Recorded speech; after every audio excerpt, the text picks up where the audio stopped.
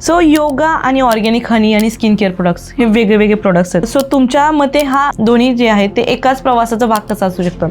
योग म्हणजे फक्त हेच नाही की आसनं करा, तुमचे खाणपान कसं आहे, तुमचा आहार कसा आहे, तुम्ही काय लावता, काय घालता, हे सुद्धा एक आरोग्याचाच हे भाग आहे ना. सो मार्केटमध्ये एवढे सारे स्किन केअर प्रोडक्ट्स नवीन नवीन कंपनीज काढतायत.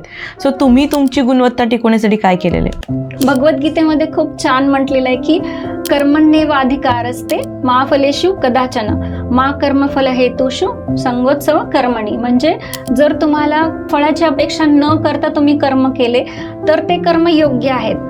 तर मी जे काही करते आत्ताच्या ह्याच्यामध्ये, तर एखादा विद्यार्थी जेव्हा माझ्याकडे येतो तेव्हा मी त्याच्या भल्यासाठी जे काही आहे ते मी करायचा प्रयत्न करते आणि ते मनातून करते. त्यामुळे एक विश्वास निर्माण होतो. आणि मग प्राणायामानंतर शरीर प्रत्याहारासाठी तयार असतं. म्हणजे काही गोष्टी वर्ज्य करायच्या, सोडायच्या, कमी गोष्टीमध्ये जीवन भागवायचं आणि मग त्यातनं धारणा, ध्यान, हळूहळू ध्यान आणि शेवट अंतिम उद्देश म्हणजे समाधी.